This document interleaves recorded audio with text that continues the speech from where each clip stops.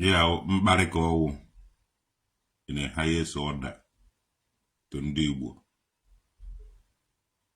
Ndi Igbo na Ndi Igbo na-akpọziri Ndi Igbo ibe ha polisi na-aga n'ọgụ ahụ. Owu Nigeria na-achụgharị ya na anyị nwa na-eje akpọta ndị anyị na-eje akpọta ndị mmadụ were na-achụgharị onwe anyị. Owu ha anyị jewe mba jechaa mba nọtaba anyị ka anyị zuo ike ndị nọ n'ụlọ ewere polisi kpọrọ ndị nọ n'ụkpọrọ anyị nwa. Ihe awụ ife jọgburu onwe ya ka ọnwụ. Ihe a jọgburu onwe ya and ihe ọ ga-stop. Jepak gụna gọvanọ eziokwu ibe unu na-edikiri ya wụọ adị onwe ihe ọwụ na unu fụrụ unu ewere. Onweghị onye kreatiri with Nigerian police ma ọ wọdo states ihe unu na-eme just nonsense. Ihe a unu gara dikiri ya today the result unu achọkwana remedy onwekweghị remedy. Ọ bụrụ na Ogechi Okeke Njaka spend the night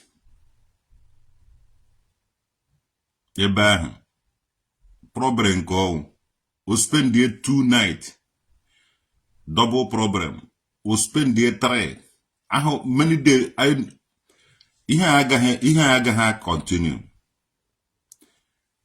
Akpị nọ na nga kịta ọ mmadụ tiri ya ebe ahụ.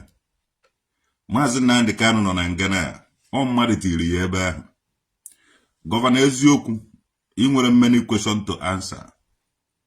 It doesn't matter how long ije na-eje na-arụ ihe a. Ị gaghị agba imechara ụmụnne ịkpọchara ndị Igbo polisi ị ga-agbakwuru ndị Hausa ka iji agbaji ugwu Hausa.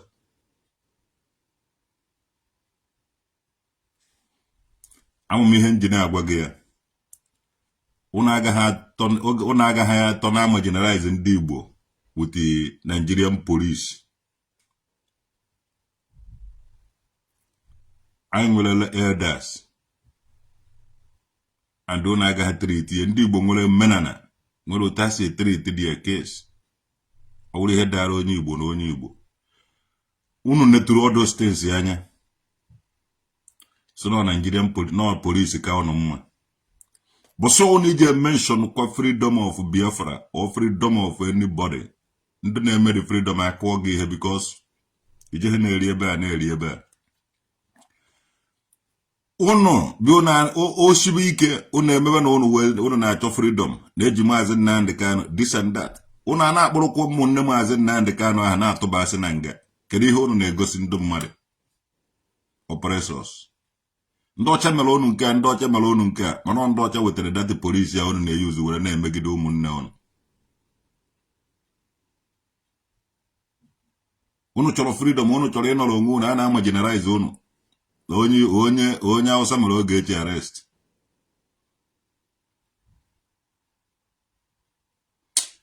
Nna ọgụkọ unu na-edikiri ya ihe a. Ọ na-awụ ọgbọ onye nwụrụ ọnwụ anya atọ ọgbọ ya n'ezi. I account on a lot of lost. Umunna onye jebe mba jecha mba bata akpụrụ ya kpọchie. Na ife unu na-edikiri ya wụ ọgụ. Ife unu na-edikiri ya wụ ọgụ. Ọgụ ka unu na-edikiri ya. Ndị Igbo nọ na diaspora mara na ihe unu ga-eme na. And Jepak ị ga-stop ịkpọrọ ndị Igbo polisi as of now. Ikote okwu jee solve the problem. Gọvanọ eziokwu iji agwa anyị na iwu agent of Nigeria ka iwu agent of ihe ị ga-stop ịkpọrọ ụmụnne anyị polisi anyị amaghị onye iwu. And onye Igbo ọwụ na ga-atụtụrụ polisi gbakwala onye Igbo gala ọkụọ ya nwanne anyị amara na iwu ha onye Igbo. Otu a kịta ka anyị si otu anyị si kịta na-ekwu ya otu ahụ ka ọ dị. Onye Igbo ọwụ na ji anwa werekwa polisi jekpụrụ onye Igbo nwanne iwu ha onye Igbo anyị agbachapụgo mara na iwu onye Hausa iwu ọbara Hausa among us. Anyị eji ha awa ejecha mba bata baị unu ewere unu na-achụfụ ndị mmadụ be ha. Onye ka unu Fulani si na Fulani nwere ike act ona ndị Hausa nwere ike act ona ahụ because onye ọwụna na-asụ Igbo ọ mmadụ kpa agwa mara ebe onye ahụ si mara ọbara na onye ahụ n'ime. ka Ogechi spend kede ko just ife ọwụna unu mere kịta Ogechi mara nọ n'ụwa niile na-afụ ya and payback ya jekwenu were rekọdụ ọ na ihe a wejere ndị polisi payback ya ga payback onweghị onye ga-stọpụ nwunye ọ mmadụ ka unu mere ibe emegwara anaghị eso okwu. Nigeria is not America. We must treat her with our Nigerian way. You need to treat her with your Nigerian way. You need to treat her with the Nigerian way on Nigeria. Nigeria is not America, but Nigeria. Uno ganano na Nigeria na true na choku.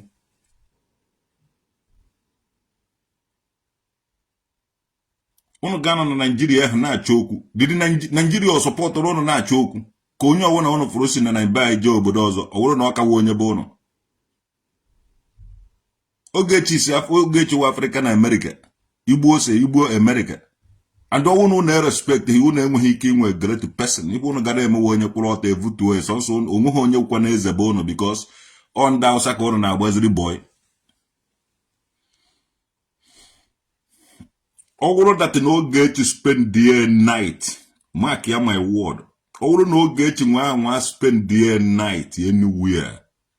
Nwanne onwe ihe ọwụ na unu fụrụ unu ewere unu ga-afụ nke tọrọ biya ti mụ na agwa ya unu ebe a ka unu ji eje chicha Ogechi wu set up to unu nwa Ogechi wu ihe a ga-eji were dunasi unu mụ na agwa ya unu Ogechi wu ife a ga-eji were m ihe a ọwụ na unu ma ife unu kara keep silent ka Ogechi bahari ya ebe ahụ unu enweghị unu adịghị grateful na nwanne unu nwaanyị jere mba jecha mba nọta tụrụ ugo nọta be onye amana ha adịle na nna ya bụ gọvanọ eziokwu ị na-enwe aṅụrị na ijere imere Ogechi arrest ifere ma okwu ego nwanne onweghị ibe ọwụ na iji azọ n'ala Igbo na ị ga-ewin mụ na agwa gị ama ka ya my word ibidoro Jenụwarị ije ire akpọ polisi ndị Igbo nenenu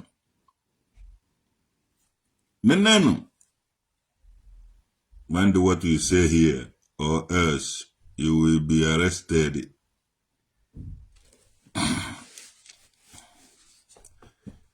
You will be arrested any day you come back to Nigeria. Hojana ha togo. Mumwa kije ma arrest, ndres yo na ime ma arrest. Ishi odo kwa gumma. Cheno mukane emele ya mula emele 40 emele 100 days fasting. Mo night of opening hellfire. Nwanne ndro na afụta n'ụzọ ga-elugere m nso ka ị mara na ibe nọ n'ime oji akwatukwe gị somewhere. Chena onye ọwara ka ije emenwe arrest. Put God na police. But so one eji m nkucha na ihe ọmam na square unu. But so one unu ji amata onye traditional nwoke dị ụbọchị unu ji eme yo na ka unu ji amata onye traditional nwoke. Chena onye ọwụna iche na unu nonsense ụmụ nkakwu na-enweghị ibe unu na-eji akpọ Nigerian police bịa nyere unu aka. Nigerian police bịa nyere unu aka. Oppressor. Akpị nwa amama na ọgata na nga unu kpụrụkwa Ogechi m ihe a unu ga-afụ akata unu ga-afụ ife ọwụ na onye na-eme ife ọwụ na onye metere o ji evu na this 2025 jepa ka Echenna ema ife echi bịakwuo kwa na-eme ihe Biafra na-eme ihe Biafra ụmụ Biafra na-akpọ polisi ụmụ IPOB na-akpọ polisi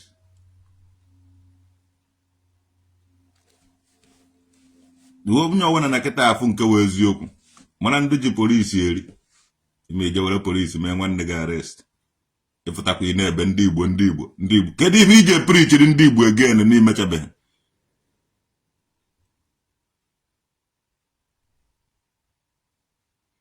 kedu ihe ije prichiri ndị Igbo onye chena onye Hausa na-amụ generalize ndị Igbo ndị Hausa laikere ndị Igbo ka ichena ndụ Fulani na-amụ ndị Fulani laikere ndị Igbo kichero ndị Yoruba they love ndị Igbo unu nwa nọ n'ime ndị Igbo unu nwa na-efiro na unu nwawo ndị Igbo na-eme ibe and anya ụwa na-afụ unu jepak na gọvanọ eziokwu ala ahụla dị sisi abalị a na-agbagharị eje na polisi nke megide look at Ogechi one thing ndị be anyị amaghị and achọrọ m ka ndị igwe ma ndị eze ma ndị ọha na eze ka onye ọwụna nwee ike itinye ife ọnụ nwa be anyị ọwụna nọtara be anyị ka o zuo ike 1 month were polisi kpụrụ onye ahụ nna ife ahụ the worst thing ị nwere ike ime that person because onye ahụ arụọ n'ọrụ complete 11 months just nwa 1 month o nwere ka o je zuo ike o decide ya ụtụ obiọma ya ka o bịa visit ya ebe a mụrụ ya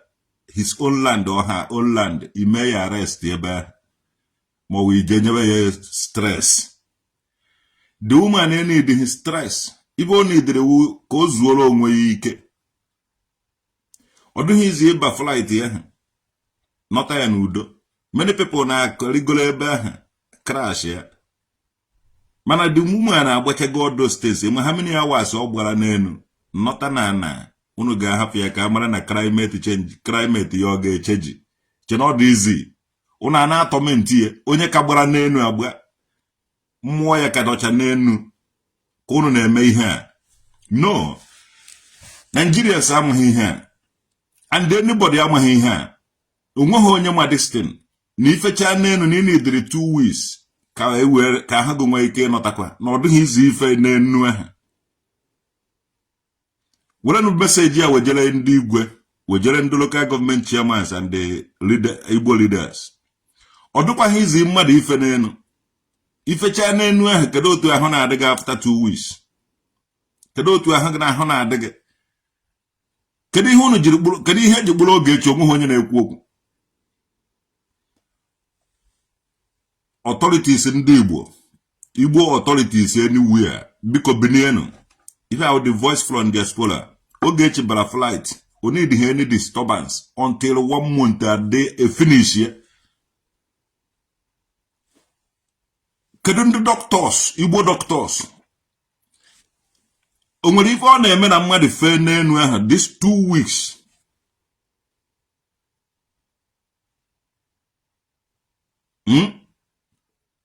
O nwere ife ọ na-eme na mmadụ fe n'enu ahụ ka unu ama ha na ahụike mmadụ ka unu ji egwu egwu. M ga-ede petition, m ga-ede this thing na m kwuru here. Tag ya JPAC na Ogechi na eziokwu gọvanọ eziokwu.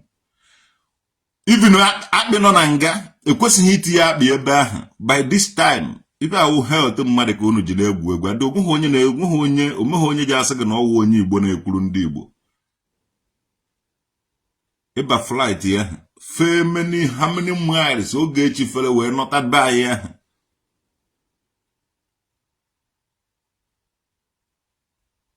Ihe ahụ jealousy ka unu na-eme this woman.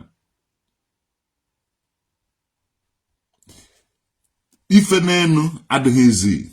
Onye so na ọ dị izi ife ya ifecha ya ka emere ya kpọrọ goje kpọchie gị. Ọ ife ka o ji ahụ mmadụ nọta n'ọcha obodo oyibo nọta asị na ndị ọcha agbago ya ọgwụ n'isi na ọ naghị eme itazi. Because unu enyeghị onye a chance ka o zuo ike ka mmụọ ya nwee ike ịnọtakwa back. Unu bido nyebe stress bụ unu.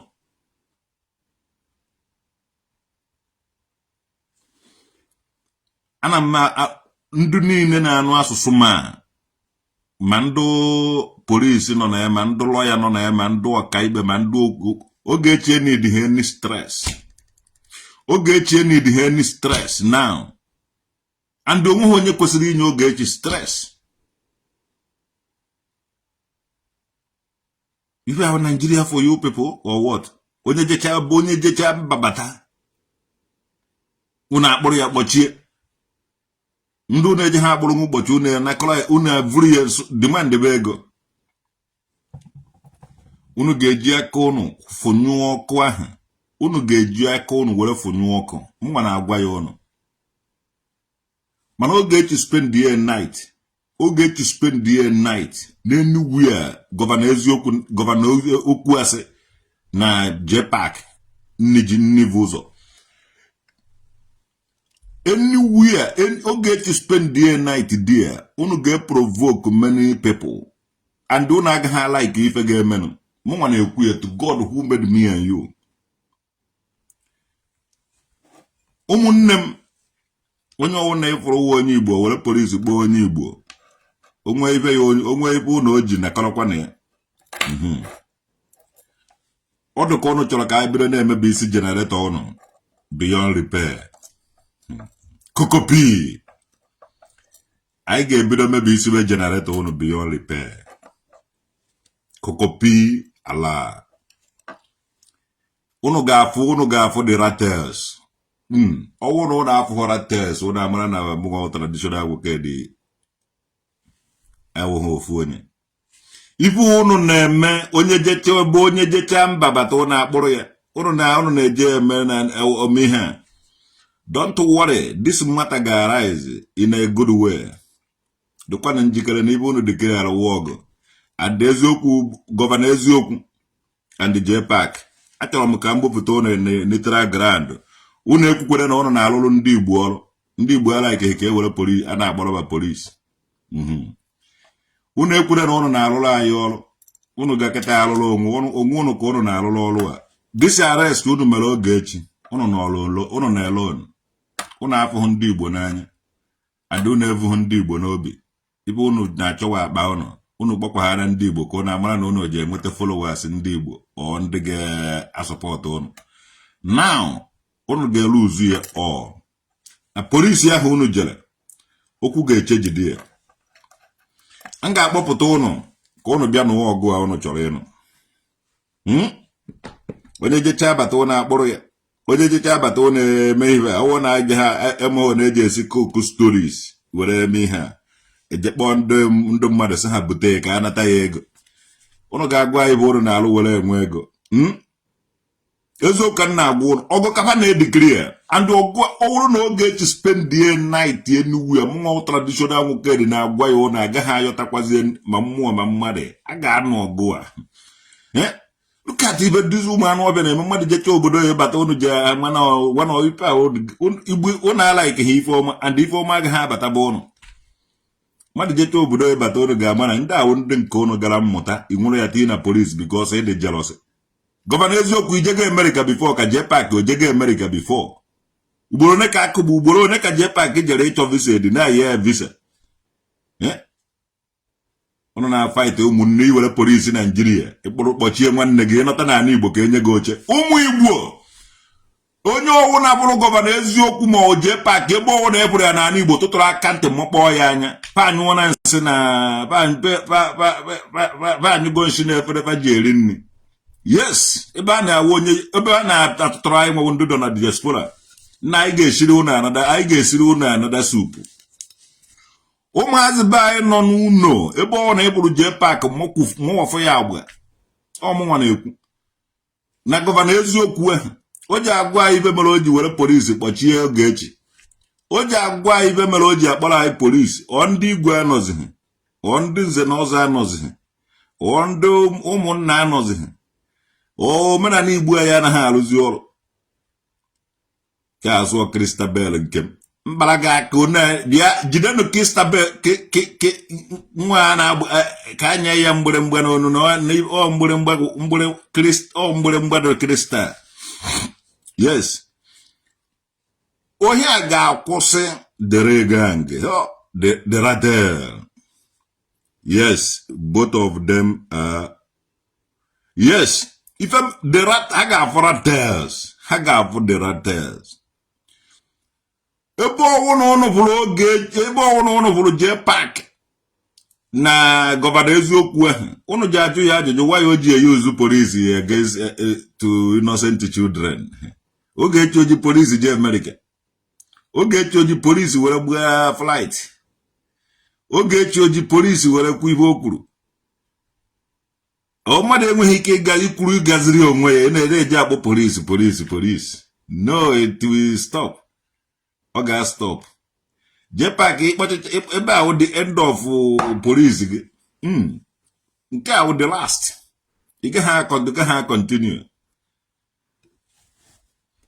Unu agaghị akọ onwe ibe mere Ogechi Okeke Njaka unu ga-akwụ ụgwọ dosu ndị niile si Diaspora nọta afụrụ efu.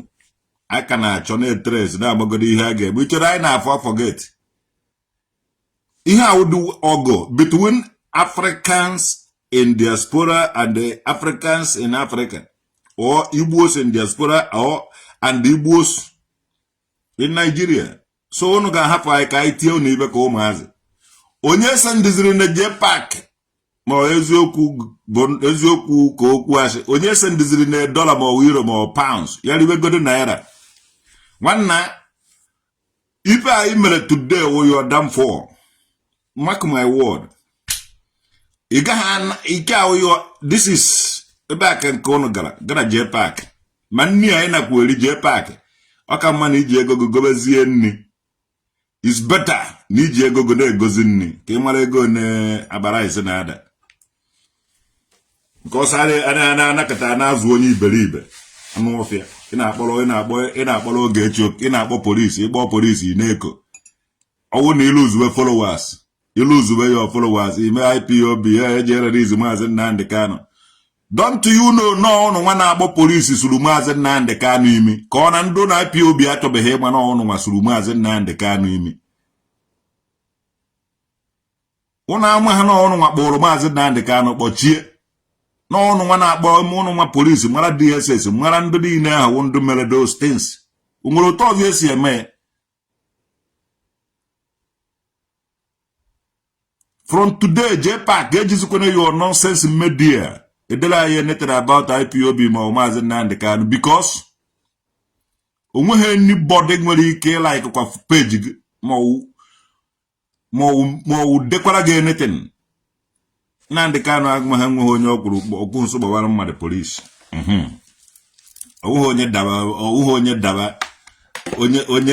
onye daba ọsọ ọkpọwa Maazị Nnamdi Kanu akpọ agwa ha gbawara ndị Igbo polisi yes ikote okwu ije solve all the problem bịa nwunye JPAC ana mba agwa gị ya ọ bụrụ na Ogechi nwa anwa spend the night there ị gaghị ala gị ihe ị ga-afụ ma JPAC wanụ mere ibe aga ogobakwa ụnụ na-abụ ụnụ ejekwe ha agbanwe mbọ ọkakwa mma agwarakwa aka mma na ahụ eke yes don't worry ọgụa ụnụ ga-anụ ụnụ ga-anụ dịsi ọgụ ahụ Igbo ose in Diaspora and Igbo ose in Nigeria kpọbanụ polisi ụnụ ụnụ ga-akpọkọta polisi ụnụ n'ọsọ mụ nonsense mmadụ jecha obodo oyibo bata ụnụ akpọrọ ya kpọchie mmadụ jecha mba bata ụnụ akpọrọ ya kpọchie unu ga-emecha asụkwa ụnụ kpọchie onye ọwụna si obodo oyibo one day ụnụ a na-agba ọsọ pele anaghị eme ụnụ onye Igbo ndị Igbo na-egbu onwe ha ndị Igbo na-akpọrọ ibe ha polisi ndị Igbo na-akpọchi ibe ha ndị Igbo na-eme ihe a emecha esi na-represent ndị Igbo ife unu na-represent wụ ndị ọkpọ ntu village unu anaghị represent ndị Igbo and onye ọwụna na ga-epozishọn onye ọwụna ebe onye ọwụna belong this year ọgụ a unu kotere onye agbakwa n'ọsọ ndị Igbo nọ na America ejeghị m anọ n'ihu ọgụ a ụnụ nwa ga-anọ n'ihu mana eso m eje ọgụ a they called the police on Ijere, Ken, JPAC, etc. Matthias also used the police on that Nando Dibia. What goes around comes around. That is karma. Ezoku soso kedu ihe chọrọ ka m kwuo. Yeah? Kedu ihe ba ji akpọ police? Why are they using police? O ike adọghọ ba. Ofa agaghị eji okpotuo mmadụ ọnụ ma ike ọgụ adọghọ ba ji eje akpọ police. Ọ karịa iwu na everyday ana m agbochi ndị mmadụ because ana ameme nsọt 247 mana anaghị m n'onweghị ibe nji polisi ya ma ibe a nji n'aka karịka ibe a nji n'aka ibe a nji n'aka to God who made me and you Godwin Smith na JPAC polisi ka o ji akpọrọzi ndị be na akpọchi before you know it ọkwa obido vukọrọba ma ndị nze ma ndị ọzọ ma ndị igwe onye ọwụ na-agbawara ha polisi. Kedu ka ọ bụrụ na Ogechi nwa anwa spend the night na that place, ị mara na obi agbaga anyị njọ, ị mara na agaghị emekwatakwa ibe emekwata. A ga-anọgide ọgụ a ga-anọgide ọgụ na mụnwa na-ekwu ya, a ga-anọgide ọgụ a onye agbakwa n'ọsọ onye ma ndụ na-enye jee paakị nne free ọgụ a ga-abatachaba ụnụ ndụ niile na-akwado jee paakị ma ndị ọgaranya niile a ma ndị pretend nwanne anyị ga-emebi isi generator ụnụ beyond repair. Mark ya na my word, generator ụnụ ga-adịrụ, a ga-emebi isi generator ụnụ, a ga-emebi isi gen ụnụ beyond repair.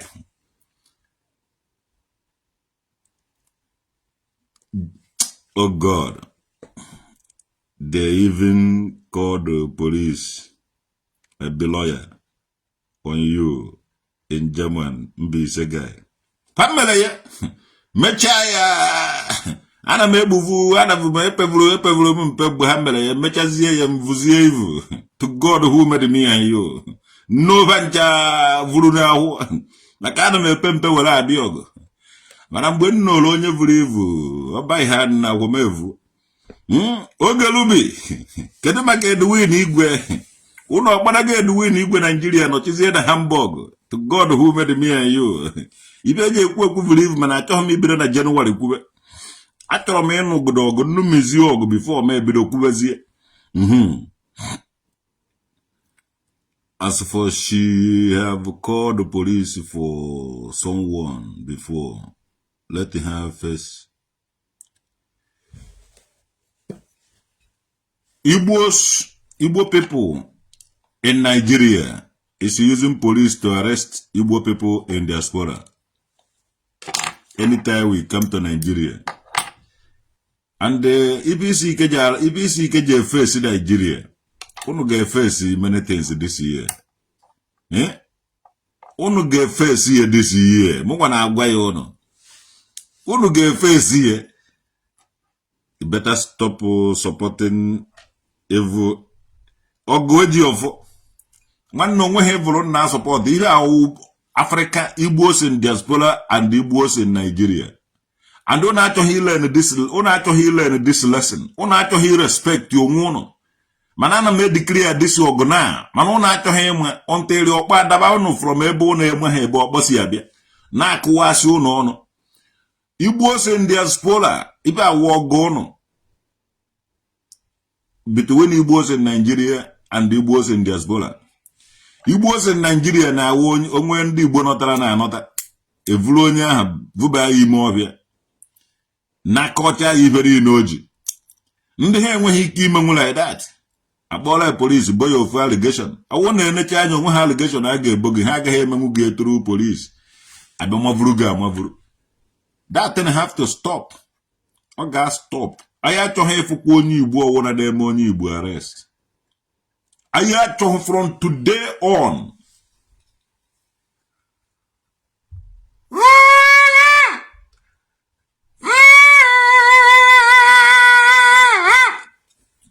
Anyị achọzighị ịbụ onye Igbo ọwụ na-eme onye Igbo arrest. Ibe a ga-stop this 2025. Ọ bụrụ na ndị Igbo mekwa ndị Igbo arrest ịpụ onye ahụ. Ọmụnwa traditional nwoke na-ekwu ya. Onweghị onye Igbo ga-emekwa onye Igbo arrest this year. Let us ibe awa ọgụ anyị ga-anọ. Onye Igbo ọwụ na ịpụrụ mere onye Igbo ego ka a na-aga spend ebe ahụ. Ha were ego a wetara ama m ndị na-edere dị ego nọgasị na village. Yes. Onye Igbo ọwụ na ebe a eweta ego a ga-eji nyere ụmụ jee n'ụlọ ọgwụ dị iche iche. Jee n'ụlọ ọgwụ dị iche iche. Jee n'ụlọ ọgwụ dị iche iche ị ga-afụ na enwere ndị na-ediri ego. Yes. Were na ego ahụ ma ego ahụ ejije emeka ezu wee na-eje help we people. Onweghị onye Igbo ga-emekwa onye Igbo arrest this year.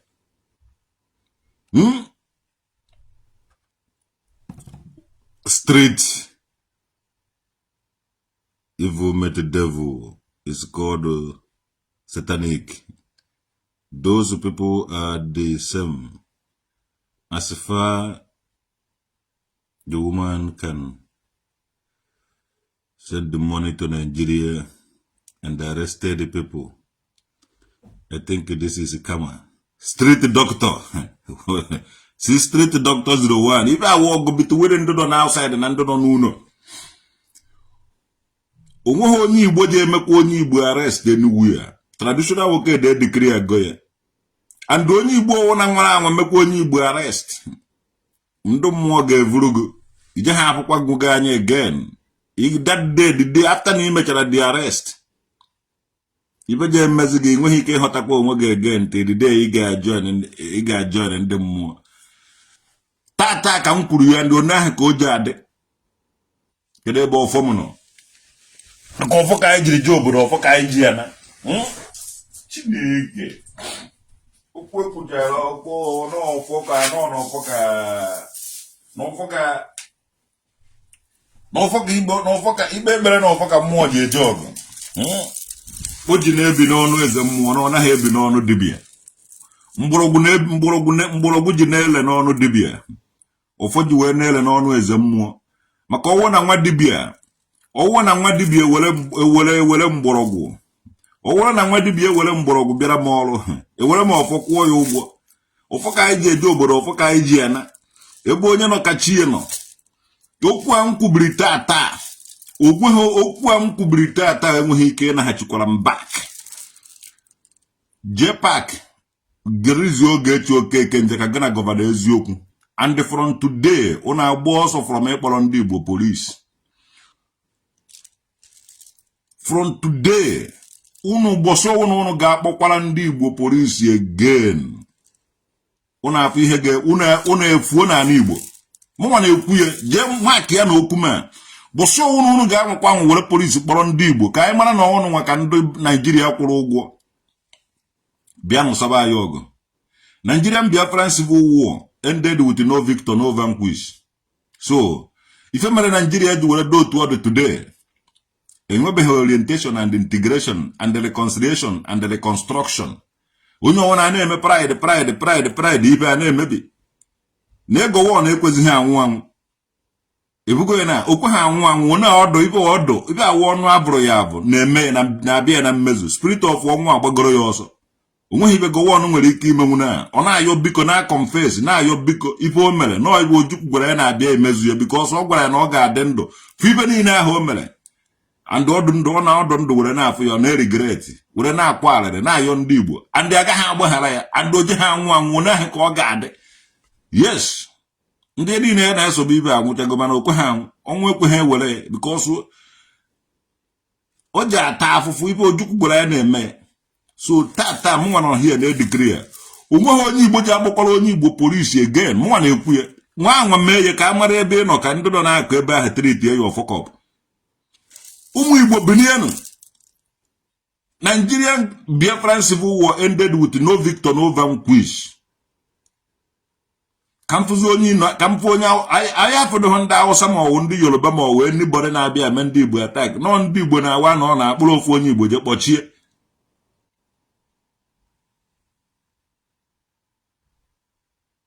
Na Alicia Travelers ọkwa awo enyi Ogechi ọkwa na-asụ Ogechi is a thief.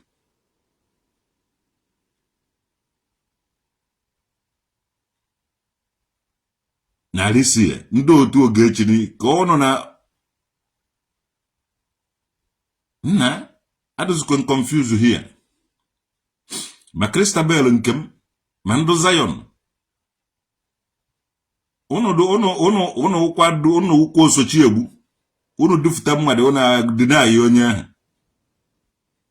unu dufta mmadụ unu deny ya the person alisi ya tụọ nga egwu mana ana m na-edikiri ya ibe na-edikiri ya onweghị onye Igbo ji akpọkwala onye Igbo polisi again today otu a ka ọ dị ọwụ okwu ekwuru na ọfọ ka mmụọ ji eje ọgụ ọgwụ ji wee mgbọrọgwụ ji wee na-ele n'ọnụ dibịa ụfọ ji wee na-ele n'ọnụ eze mmụọ ụmụ ka a na-akpọ traditional nwoke dị nwurude nke mmiri kingdom onye ji ogwu ofu udo onye lụọ ụka ọfụ n'anya onye so na ọ naghị eme emecha o ji ekwete na ọ na-eme onye Igbo ọwụ na ga-akpọkwala onye Igbo si esi bata polisi ewere m onye ahụ JPAC and the governor eziokwu. The another video m ga-eme na m ga-asụ ya na bekee ife na ukwu agago international. Another video m ga-eme m ga-asụ ya na bekee mana before ma ga-eme that one ka wụrụ na Ogechi spend the kene night one of four traditional wicked and unu megide nsụọ bekee unu atọgbokwe anakom before man ana m agbaji mmadụ ogu tufu meje ọgụ eji ọfọ unu megide asụọ m oyiwe unu tọrọ atọ because ọ ga-aga viral and anaghị ayọta nke ahụ ayọta because onye ọgwụna you like both Ogechi and Diaspora, so just be neutral. A serious fight is going on. So if you support any of them, it won't be fair to either. Okay, Alicia Ogechi, Alicia Wama, Biama, Amwa Gambone, to God who made me. Ogu wa Alisa. Una ejere mmadụ na-abụ mụọ nwa ba for example nwoke na nwaanyị mụrụ nwa amụta ofu nwa then kede ka ndị ofu nwoke na-abụ mụrụ nwa mụta ofu nwa emechazi ebe a na-eso nwoke na nwaanyị mụrụ nwa mụta ofu nwa ahụ eto na emechazi ebe a na-eso okwu na-anụ ọgụ na-egbuchasị onwe onye ka nwa ahụ ji asọpọt o ji asọpọt nne ya ma ọ nna ya o ji egbori ọgụ egbu so Alicia ịmara ibe na-esere gị n'oge echi gị ga-asetụrụ ya achọzikwa ka ị na-akọmentị anything ma ọ na-ekwu anything here ịmara ibe na-esere gị n'oge echi ga-adozie ya oke unu eji ha atụta gwa mmadụ na ụnụ unu awụkata wụkata jezie tọn n'ụwa ọgụ onye ga-abịagbu ọgụ ahụ onye ga-ebere ivu unu na ihe unu na-eme awụhụ plank emecha unu ewere the person dozie ibe awụrụ unu dị gị unu jọsụrụ ndị na-achị ụwa evukweghị ivu ndị na-achị ụwa ebughị ibu mana ndị mmadụ ịmazi the particular person na-achị ụwa so ọ ibe gị na Ogechi kpara ka unu na-eme unu ibe ọgụ nna afụ ama na Ogechi wụ jos ka e were grow ye page ma ọ ka e were td follow all prank ama na Ogechi anaghị anụ ọgụ in fact ama na Ogechi do tight onweghị ọgụfa na anụ hapụ ibe Alicia na-eme echi kịta ebukwa ya na kọmentị Ogechi ebugo ya na so Alicia ịgbara ebe ịsara ya gị jechiri ya kwa Alicia ịgbara ebe ịsara ya gị jechiri ya kwa Alicia kọmentị gị nọ na peji Ogechi adụgo ss adị ọfọ mma ọwụhụ fọ njọ so ejeghị ibido keta adebe nonsense about Ogechi ideruo 1 year ogwubeghị because ịnọgo more than 10 years na comment section Ogechi ifugo na ngwana ndị niile do against Ogechi one side unu ga-afụ ihe ga-eme unu ma akịkwa anụ my word ndị niile do against Ogechi na ọnụ one side pụtakwa na open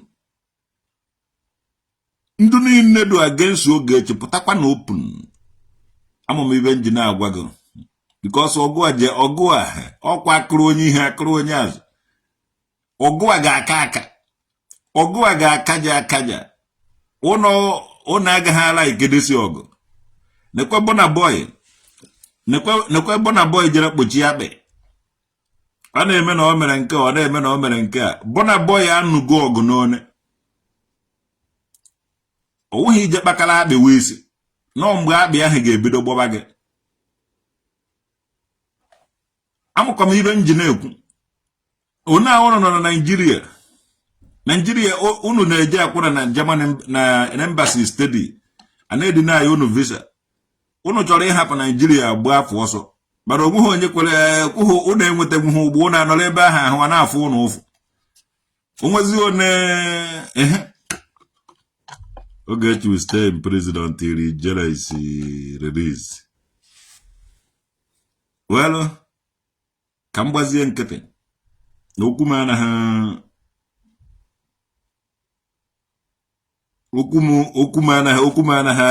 ha batala anyhow.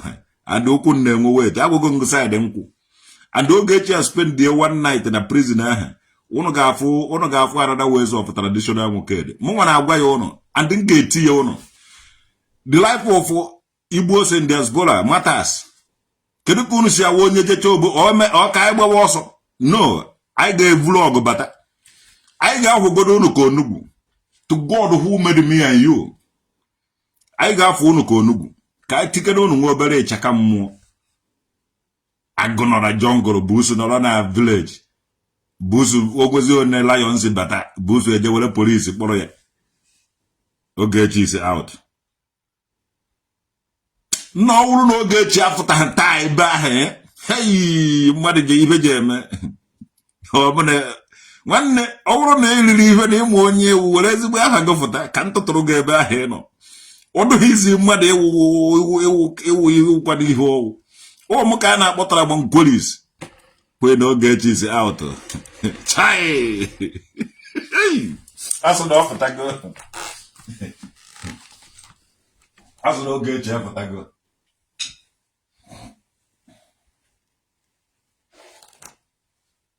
That's not protected.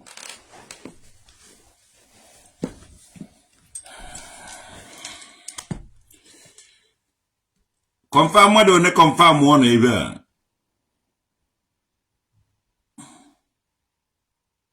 If you enter Niger talk rubbish. Nanya ma gwono. Imu he gwi mwe yo so. Unando. I'm represented the entire East. Igwani na ebro mandene joka. Mandona ejena muo. O mwa na achikota huono. Mwa wonye no nenu. Na achikota vanchadi no. She still inside. Omo.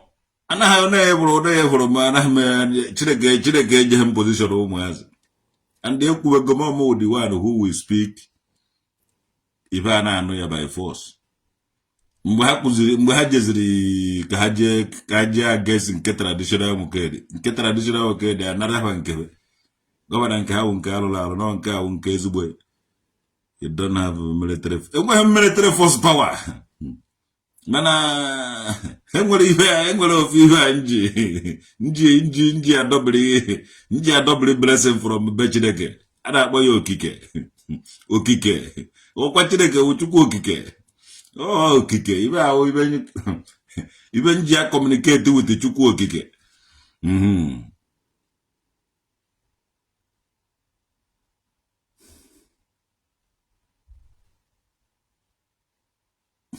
Christabel ne. Echore lamdo. Echodolo ibe mi echodolo. Christabel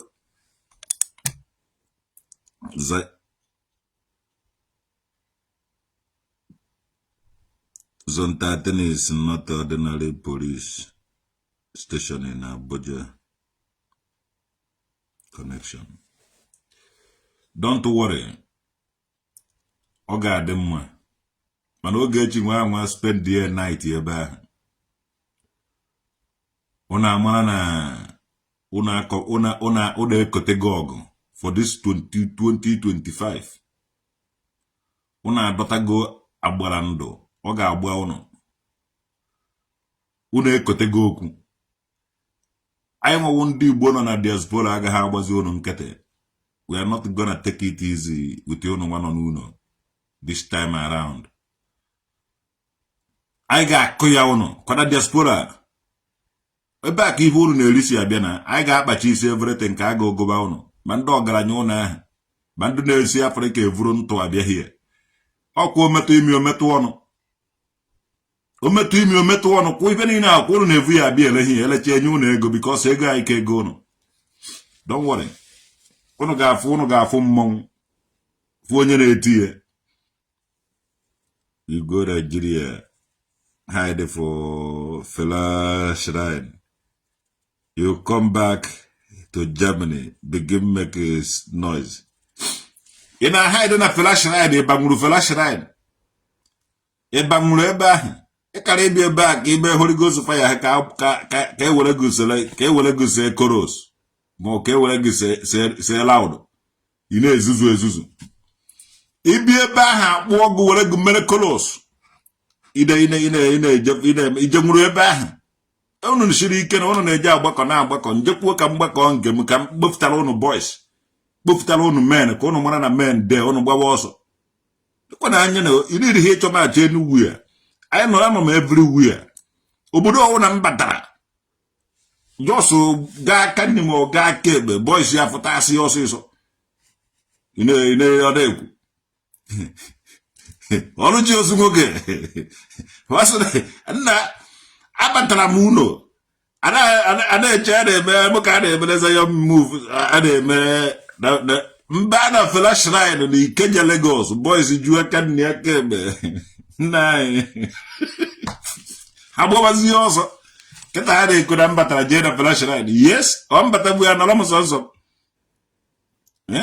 nna mbata bụ ome nọrọ sọnsọ abatara m jee na Fela Shrine Ikeja Lagos pụtazi outside the boys ju everywhere onye ọwara na-agba ọsọ ina-ekwu o mbịa bụ ije bụ ache na awụ m ụmụ Abakara dị ngwom ụbọchị njeri ya bata east enwe ebe nje aba before fụta what of your wife we want to see her beautiful face o nwere ebe chọrọ ịnọ n'ọnụ m nwanna onwe ihe ọwụ na ịnọrọ that side ọ eziokwu ka ọwụ ihe ọmụghọ traditional woked chief kwere ọkpanna ya zone 13 she need to do whatever faster if she relax thinking like it is just Anambra police. The next is case file we forwarded to Abuja. Ogechi Okeke Njaka anọkwara ha nkịtị yo. Ihe a nwere ike iwu set up mana ọ na-ama. Yes. Ihe anyị numere na akịta afọ na Ogechi ahụhụ ordinary person. A lot of people know Ogechi n'azụ. Case ya ifuru ga-emecha bounce or back to everybody. At the moment, traditional okay, then we case here because our diaspora case. You have our Africans in diaspora, Igbos in diaspora, Igbo America for that matter. Na ogoa unu ga anu ogoa. Unu ga anu disi ogo.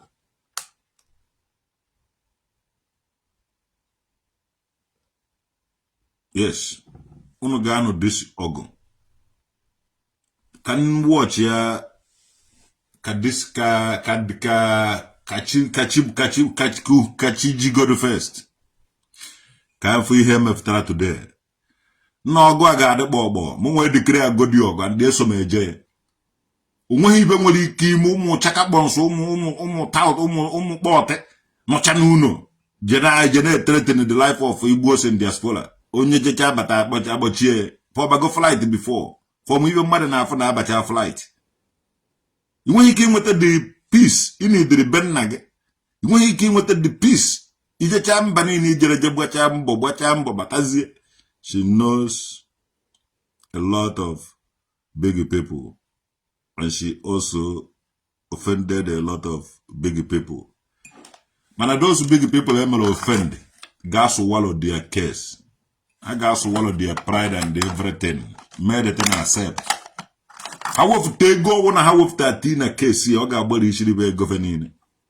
Onye ọwụ na-emejọrọ nwanne iri adụ eduo onwe gị ebiri na eri n'ude ọwụ na dịka eri ha arịrị naanị ya ebiri omeghe onye ji asị na ọ dị ya mma 2025 so you listen you know talk or you listen you know judge ịdapụta na ilo moto akụgbuo gị ama m enji na-agwa ya ndị mmadụ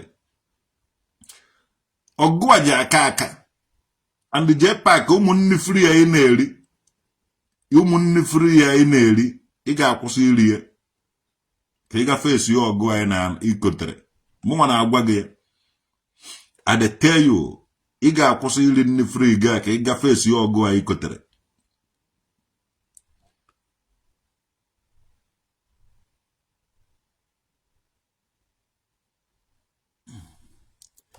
ana ụmụ Nigeria onye gụọ secondary school ewee na police onye family siri ike laa na were zụọ ya na school ka o nwee ike ije dị ya oruzie dị ya na-akwụ ya 100,000 ma 150,000 salary ọ chọba bribe oje na-eri ma ọwa aka azụ oje na-eri ka o wee kọba ego a na-elele wee zụọ ya na school nwanne bụsị ọwụ na unu ji abata ebe ahụ unu anwa onye ọwụ na traịrị ya traị nna ibe mechichichichi agụ eluhelu ji atago ido ga-atago onweghị ibe na-enweghị ike ime mara na ọmụmụ traditional nwoke dị ka ị na-eme ibe a ofu mkpụrụ anya ji isi ụgwọ the only man in Jack creation okay you should buy ticket and come to Nigeria fast no stay for internet they make him out.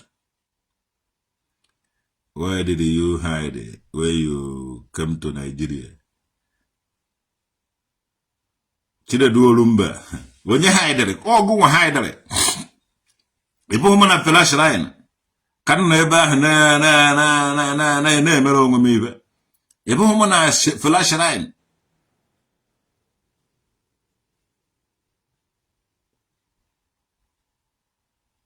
JPAC is now chasing people with the police.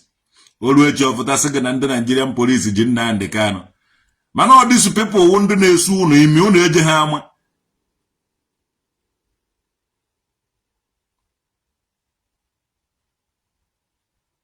Echi unu na-asị kedu ebe ibe na-eme unu si? Kedu ụmụnne unu na-work with ndị Fulani na ndị Hausa? Kedu ụmụnne unu ji police na-akpụrụ unu?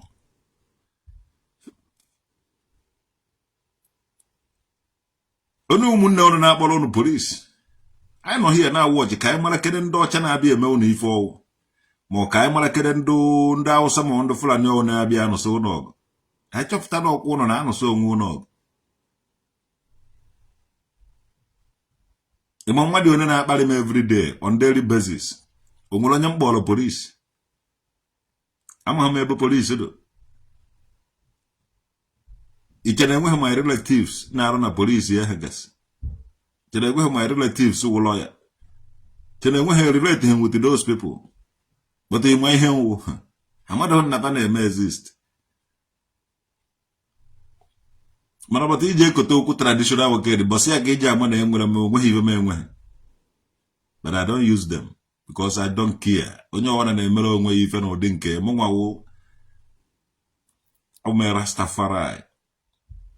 Yes, you don't have the dread to be Rasta. Rasta had to do with truth and the right. So I'm a Rasta man. I don't work with the police or these oppressors. More we generally come at the negotiation and carry.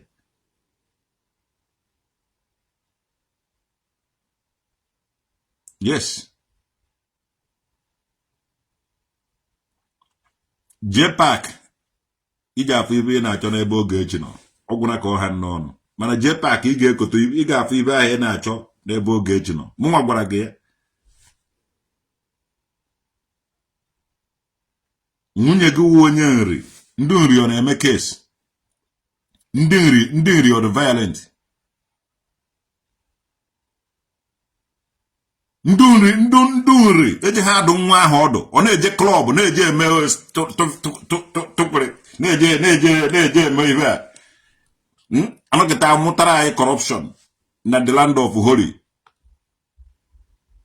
Nne ịdị corrupt ị naghị akpa agwa ka onye nri iwu original descendant of nri akparamagwa ha edoka akparamagwa ha ajọka anyị na-eme tovek oge ọ na-evunye ike enu na-eme onene ụmụ nri ọ na-eme onehe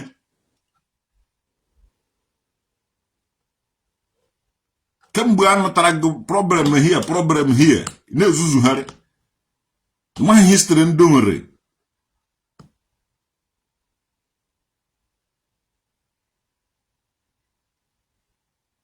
jemebe na wetara people afọ ọjọọ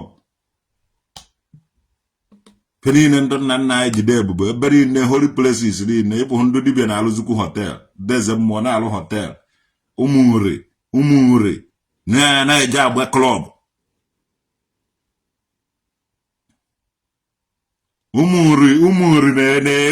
ụmụ nri na-agbazi club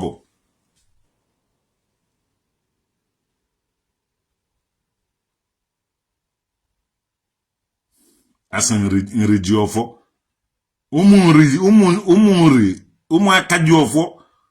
ụmụaka ji ọfọ na-ebegharịzi na klọb eje eri nri free erie nri hie ụmụaka ji ọfọ anyị nwawa ụmụaka ji ha ma ndụ ji otutu eri anyị nwa akọrọ ụzụ na otutu anyị nwa ji otutu unu ji ọfọ mana unu na-abịa na akparamagwa gị aba na-eme na ọdụ ka ọfọ ga-adụzi ọfọ na-adụzi ha ire bịa ụmụ nri ndị nri wụọ na ọnụ nwunye ji paakị ya akparamagwa ọ chọrọ ịkọrọpụta ụmụazị anyị ka ji amụta anya edu n'elu tụọnụ ya ibe a na-atụ ibe a n'anya ka anya ruo ana jepak ọwụ na oge echela ha na nga ọ gaghị adọrọ gị na mma gị na eziokwu gị na gọvanọ eziokwu ahụ ụnụ na-abọ ụnụ agaghị ala ike ebe ụnụ ga-akwụ mark ya nụ my word na ọwụ na oge echela ha na nga ahụ and the enough is enough.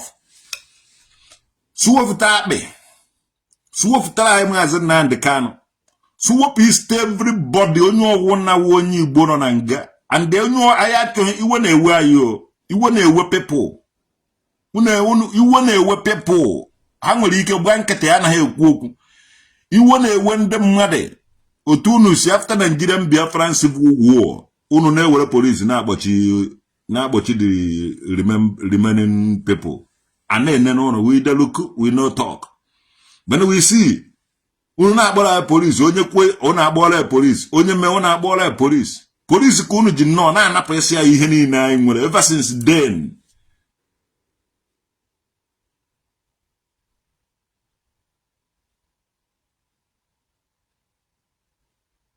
After Nigerian Biafran Civil War, before onye Igbo aga eri nri, o ji ejeriri su onye Igbo emi. Before onye Igbo eje eri nri, o ji eje were polisi kpọchie onye Igbo. Na asarị dọkụbara ha azazi afa ya. Ọ nazi aza asarị dọkụbọ. Were di abani tofuo. Na-awụọla na-awụ ọkụ with Nigeria against ụmụnne ya. Umodu asarị dọkụbọ. Ogechi ọgbọ without egbe o nwere ibe o ji emenwu ọgbanwuru karate ka ọkụ nwuru ọgbọ ka ọgbanwuru ọsọ mana ebe ihe egbe ọ na-agbawa isi ụmụnne since after Nigerian Biafran Civil War onye Igbo enweghị ike iri nri ma ọla pịam without iwere polisi gbochie ụmụnne ma work against ụmụnne. Ndị Igbo na-amabụrụ ndị Igbo vụba afa n'ime ọfịa na-abara nsọ m gbukwuo ha egbuo di ya ọwụghị onye Hausa na-eme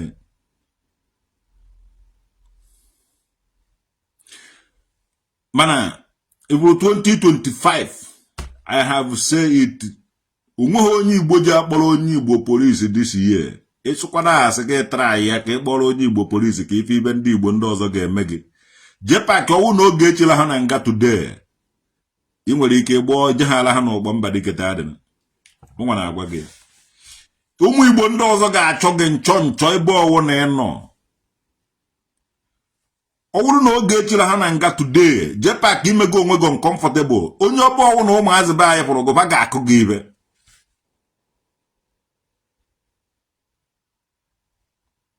adị ana m ewere okwu a na-etizi unu n'ọnụ jide aka unu kwufu gabazie kwuru na ya gaba mana ụzọ mana ebe ọwụ na unu na-eje kwube na about it ya wụrụ the talk of the today and kpete na ya mma achọzighị nke onye Igbo na-agbara onye Igbo police as of now nke ahụ nke nje take part dị ya onye Igbo ọwụ na-akpọkwara onye Igbo police ụmụazị be anyị sobe na onye ahụ kụọnụ ya ezigbote ibe ụbọchị ọzọ ole na ole sị ọ bụla ka ọ ha n'ọnụ ka nna awọchị m ga-anọ na awọchị m ga-follow this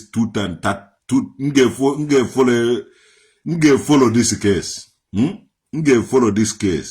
Meanwhile m ga na-communicate with the ratels.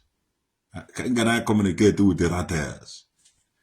So ọ bụrụ na ọ na-ebupụta ọ bụrụ na ọ na-ese ha aka ụrụ na keesi Ogechi ya taa dị nọ na let's do ọgụ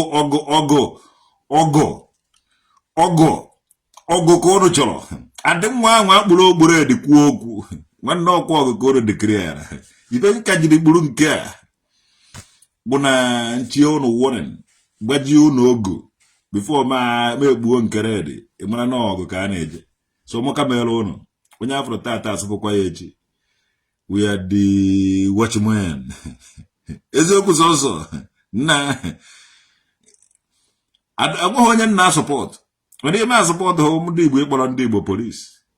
Yes, ndị Igbo egbochi ndị Igbo enweghị ibe mwa so you can talk with the mouth, discuss it and settle it with the mouth. Mana onye Igbo ije so ka ọ kpọrọ onye Igbo police, I'm against it. So moka mere ụnụ.